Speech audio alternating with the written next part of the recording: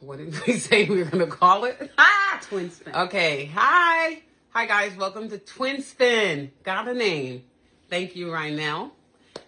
And so this is so hard, but I think it's necessary with everything that's going on.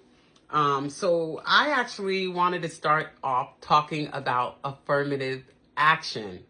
And I know this is all going to be controversial, but I just really think it's necessary. And so first, affirmative action was put in place for a reason. Do you realize that people were getting hired that deserved to be hired, who was qualified, maybe overqualified, who were of a different color, but wasn't getting hired? So it was all about trying to be fair. So I don't understand all this of now all of a sudden it's a bad thing. But it wasn't because we were dumb, and I'm talking about blacks. It's because we weren't treated fair. We could do the jobs. We were qualified, but we were overlooked. Affirmative action was necessary. So I don't understand. So we're going to go backwards now. And do you understand? That means it will go backwards. Like, will it be fair now? I don't think so. But anyway, I wanted to talk.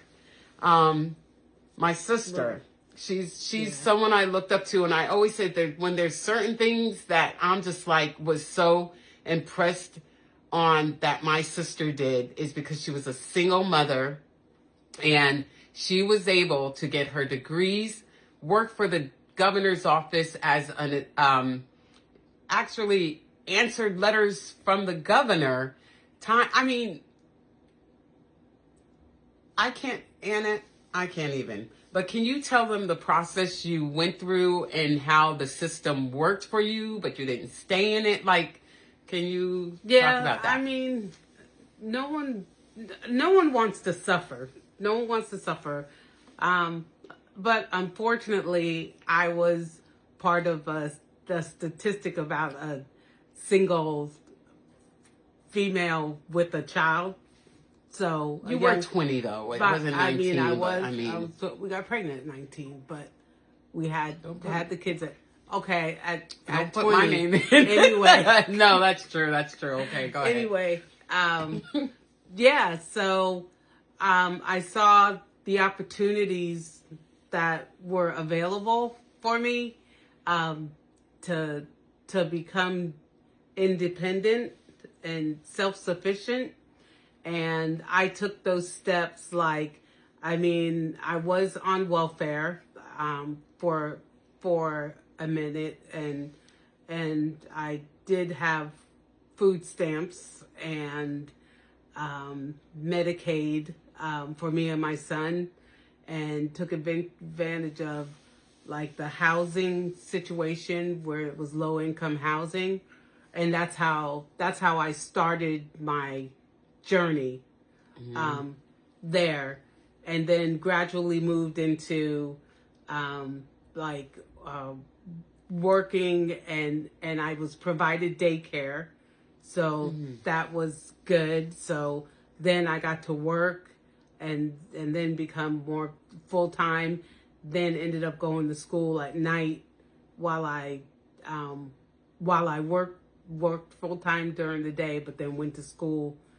It was full time at night, and then from there, then I let my grades speak for itself, and I got scholarships and 4.0, y'all, like 4.0. And I transferred to a 4-year university and got my bachelor's there.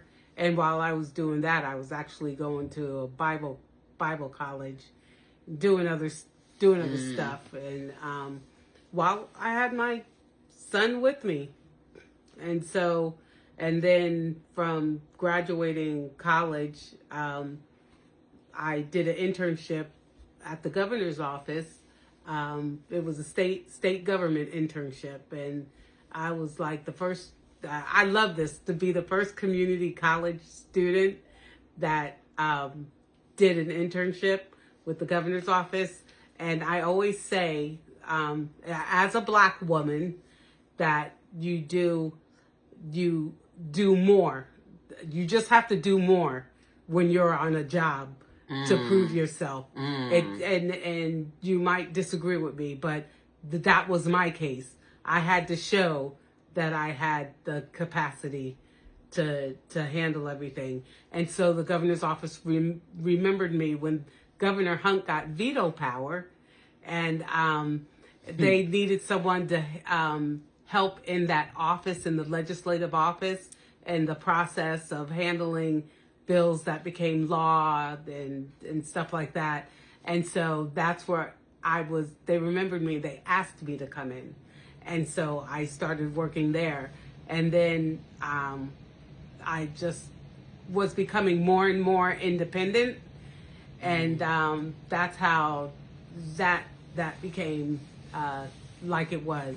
But it was a hard, and I'm glad that like in the governor's office, in at least, well, they always hired a person of color.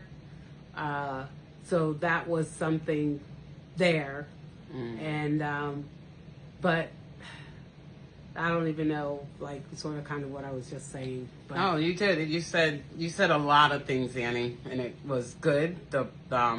You used what you were supposed to use, the system, and you used it for what it was, not to stay on and make it a crutch. You used it, and then you flourished, and that's just like one of the main things I respect about you, really, and because you worked hard.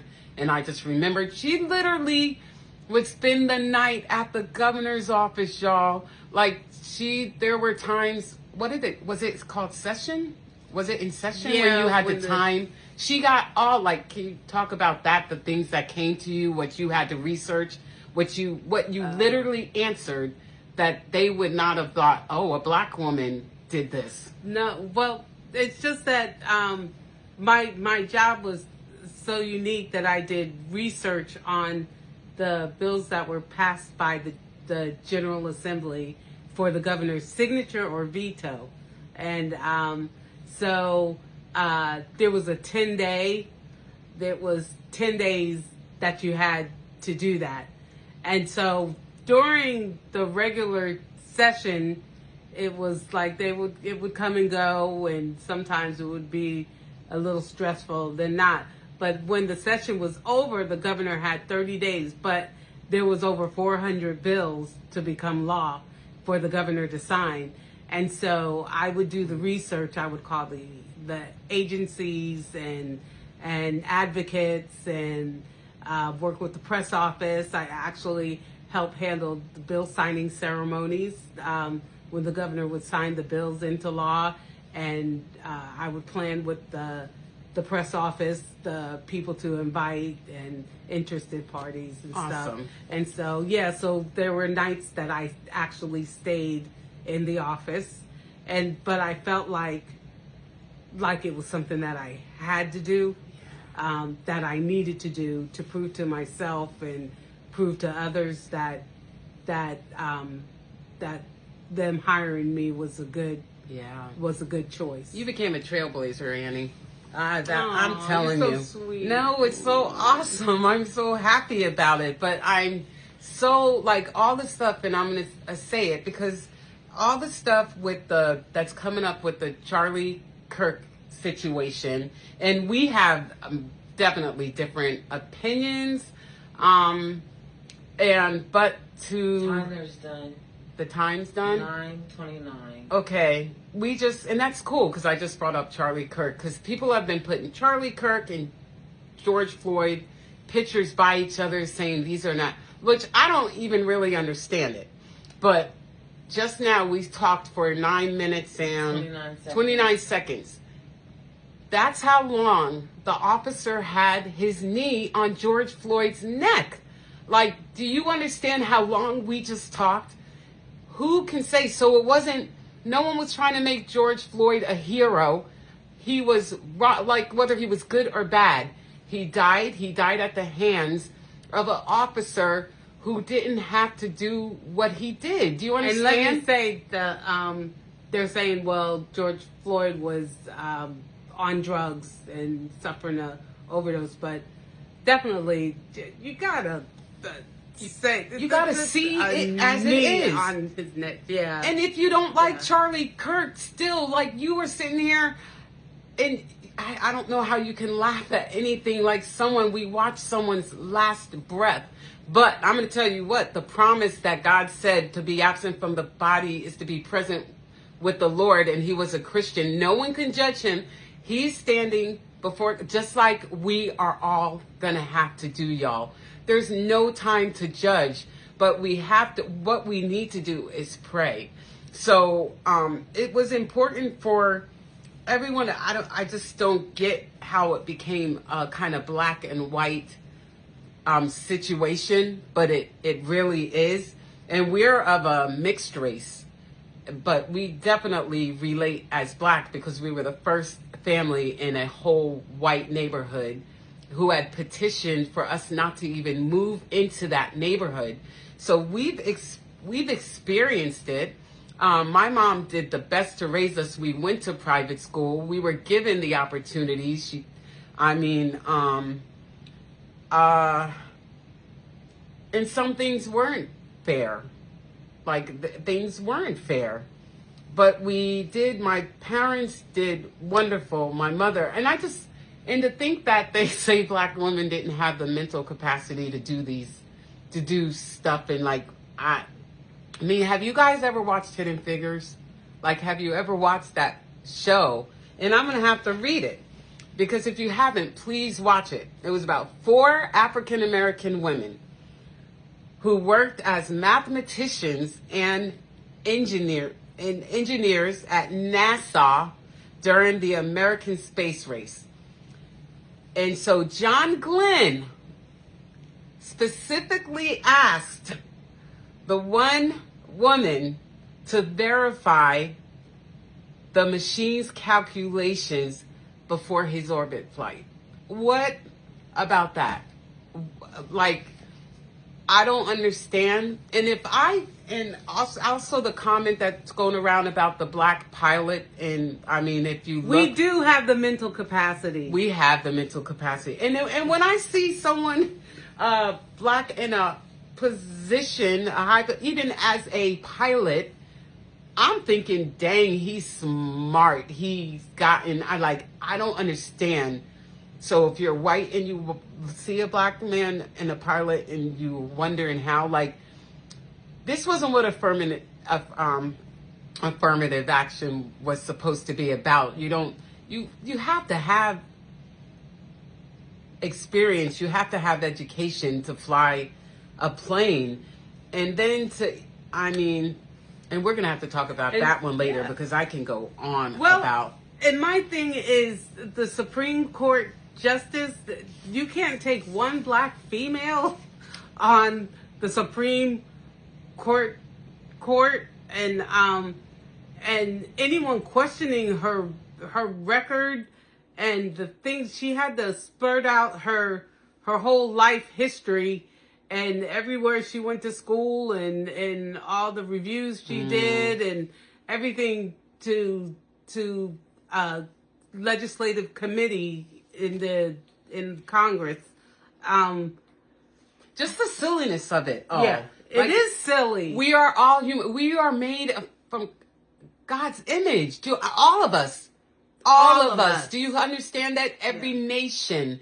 All of us. We are made in his image. I just don't. And let me tell, You need to stop the hate. stop the hate. Everyone. And the silliness of telling people telling blacks to go back to your own country when they were born This is and our raised country. here. This is our Sorry. country. And there were times when blacks tried to move on and out, away, and start their own towns just to be away because of the prejudice. But what happened? What happened when that happened? Go ahead. Tell them about Black Wall Street. The Black Wall Street. Okay. Yeah. I'm going to tell you, they tried, and instead of being left alone, I had to read this. The black towns had been intentionally destroyed in the United States by mobs and official actions, most notable in the 1921 Tulsa Race Massacre and the 1923 destruction of Rosewood, Florida.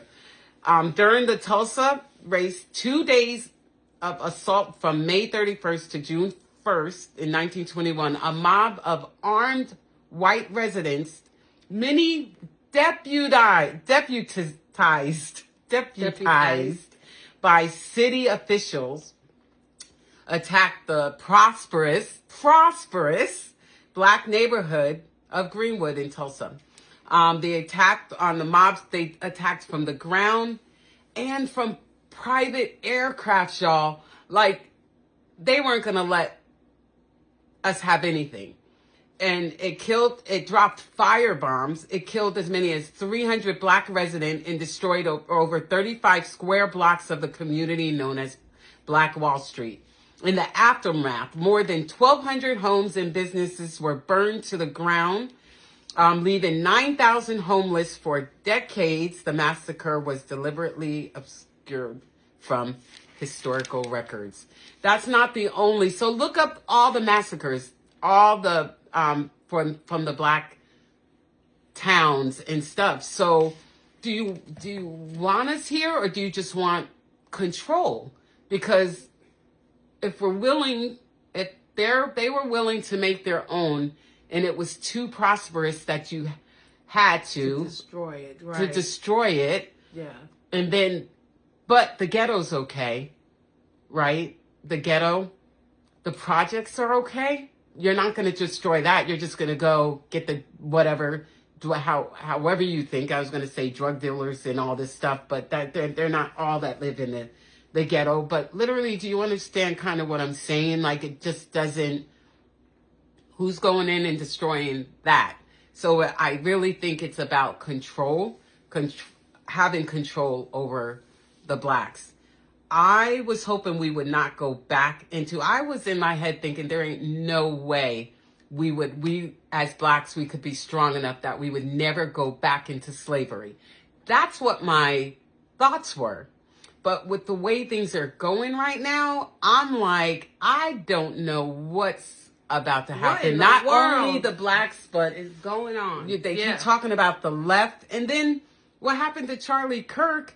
Definitely he was not a left, y'all, and you know it wasn't. So even to switch it and to say, well, he just went left now. No, it was not the guy who shot, which there's such a big conspiracy, but they know he did it. Like, they know he did it. He said what he said, but still his words are being taken and twisted to make it look like. I mean, we are in some trouble. And I'm going to tell you this from what it comes down. What the only thing that gives me peace, because I cry for this world, my heart hurts. I would love for everyone to see. I don't even know how to say it. I don't know, Annie. I don't know. I just say, I don't know. We gotta stop the hate, and we gotta stop the vengeance, trying to retaliate. Yeah, because then all innocent people, they talked about the girl on the bus and the guy from Charlotte that stabbed her, and it's just all heartbreaking. And crime has no color because it's worldwide. You know what? I want to make a comment about the Ukrainian girl that was stabbed on the train coming from Charlotte. It's like they only showed a video of like the beginning and the guy with the mental problem going to stab her. But there's another video out there showing that the people who were surrounding actually helped her. She was on the ground, and they were trying to do anything to help her. I didn't see I'm that. like, why? I didn't see that, Annie. Why wasn't that shown? Are y'all trying to make it more division? Because the people who were surrounding her were basically, I think, Black and Hispanic. And but why couldn't they show that people had gathered together to try to help the young lady that had just got stabbed. It's like they want to cause division. And It was a you scary know, situation. This world just like That's weird that sucks. you saw that. That's cool. Yes, It's weird that Renette, you saw it, and I was saw them crazy. sitting. It looked like everyone was like Just sitting there. looking, That's but what it looking, looked and like. then they almost looked scared. If they were on the floor and they were, you know, a guy took off his Wow, I did not his see that. sweatshirt and yeah, Yeah. it was just crazy. Yeah. Yeah. All I know is that Jesus said he came that in this world we're going to have trouble, but guess what? He's overcome the world. We can only find our peace in him because Yeah, in the definitely. world we're going to have problems. Our peace is Jesus. It's in nothing Yeah. else. It is not in money. The love of money is the root of evil. And if you really think that money is going to help this country and think everything's going to be great, no, because if that's the reason why we have a president that that knows how to handle money or something, like if that is really the reason why, I mean, there's some issues, man. And my heart is hurting. My heart Mine is is hurting for the hurting world. too. We we may never ever be seen as equal, but what we are not is stupid. Mm-hmm. And what we are not is dumb. And I'm just hoping and praying that everyone finds their peace in Jesus. And then maybe if you open your minds and read the word, you will understand that we are made in his image and that God loves all of us, gave his life for all of us. And we will all, there's not going to be a section of white and black in heaven. Like or it's not. Republican and Democrat. Or Republican, like, come on, get with it, y'all. Get with it. Just love one another. See, open your eyes. Ask God to let you see and love and hear and speak what he wants you to speak, because he will give you that, because God keeps his promises. Jesus said he's overcome the world, and he has overcome the world. It's up to you to trust him. It's up to you. You've got to do something. God is an action God.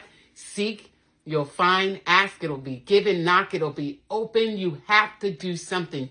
You can't sit still. You understand? Daniel was in the lion's den, but he still prayed. He still did something for the lions not to. He was faithful to God. Shadrach, Meshach, and Abednego was faithful to God. Daniel was faithful to God. And there's peace and there's some type of assurance in that. And I pray you guys find it.